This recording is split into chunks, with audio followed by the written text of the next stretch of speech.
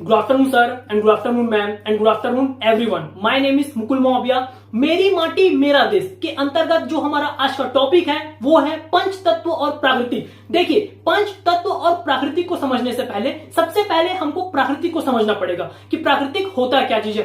प्राकृतिक ऐसा वह चीज जिसके निर्माण में मनुष्य का कोई भी योगदान नहीं होता, जिसे हम प्राकृतिक कहते हैं, जो कि अदेवी शक्ति, अलौकिक शक्ति, एक चमत्कार के रूप में जिसका उत्पत्ति होता है, जिसको हम प्राकृतिक कहते हैं। ये जो पंच तत्व है ये भी प्राकृतिक के अंतर्गत ही आते हैं। पंच तत्व यानी कि पांच ऐसे तत्व जिसमें आकाश, पृथ्वी, वायु, जल, अग्नि, ये पांच ऐसे तत्व, 5 एलिमेंट्स जो पूरे ब्रह्मांड के विकास में, मनुष्य के जीवन के विकास में, मनुष्य जाति के विकास में काफी महत्वपूर्ण स्थान होता है, जिसको हम पंच तत्व कहते हैं। पांच ऐसे तत्व। आइए इसी पांच तत्वों को हम समझते हैं, जिसमें हमारा पहला होता है आकाश। देखिए, हम सभी को पता है कि आकाश में कई सारे ग्रह पाए जाते हैं, छोटे ग्रह, बड़े ग्रह, साथ ही साथ एस्टेरॉइड, क्षुद्र ग्रह, साथ ही साथ सूर्य, चंद्रमा, तारा, ये सभी आकाश में पाए जाते हैं और ये सब पंच तत्वों का ही एक हिस्सा है, जिसको हम पंच तत्वों में रखते हैं। ये आकाश ही जो कि मनुष्य के हाइट का निर्धारण करता है। जो हम वायु दाब पढ़ते हैं उससे हमको ये पता लगता है कि मनुष्य के हाइट का निर्धारण आकाश के द्वारा, ये प्रेशर के द्वारा ही होता है, इसलिए इस आकाश को हम पंच तत्वों में रखते हैं। दूसरा, वायु।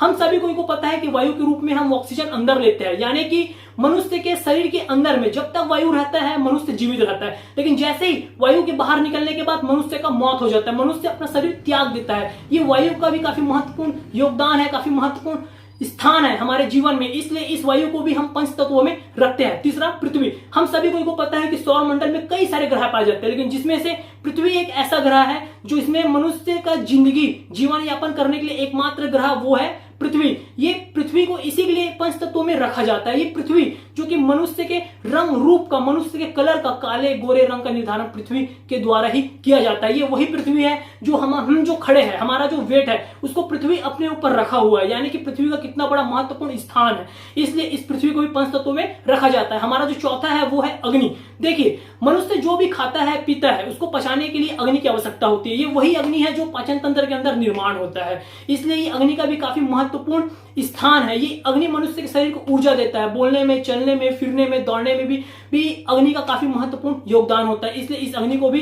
पंच तत्वों में रखते हैं। और जो हमारा पांचवा है जल। हम सभी को पता है कि पृथ्वी में चारों ओर पृथ्वी पूरे जल से भरा हुआ है। ये जल हमारे लिए काफी महत्वपूर्ण है। इसी जल के सहारे ही वर्षा होती है, खेती होती है, साथ ही साथ ये जो जल है काफी महत्वपूर्ण है। जो हम पीते हैं, जो हम खाते हैं, ये भी एक प्रकार का जल है। हमारे शरीर के अंदर जो खून दौड़ रहा है वो भी जल का एक हिस्सा है, इसलिए ये जल भी हमारे लिए काफी महत्वपूर्ण है, इसलिए इस जल को भी हम पंच तत्वों में रखते हैं। ये पंच तत्वों को हिंदुओं में देवी देवताओं के रूप में पूजा जाता है। इस पंच तत्वों को भगवान देवता के रूप में मानकर इनकी पूजा की जाती है। साथ ही साथ ये जो भगवान है, भगवान, भगवान शब्द की उत्पत्ति भी पंच तत्वों से हुआ है। भगवान, भ यानी भूमि, भूमि यानी पृथ्वी, ग यानी गगन यानी आकाश, व यानी वायु, वायु यानी हवा, आ यानी अग्नि यानी आग, और ना यानी नीर, नीर यानी जल। इस तरह भगवान शब्द की भी उत्पत्ति हुआ। और ये जो पंच तत्व है हमारे लिए काफी महत्वपूर्ण है, काफी पंच तत्वों का हमारे जीवन में योगदान है। हमको इस पंच तत्वों के महत्व को समझना चाहिए और इस पंच तत्वों का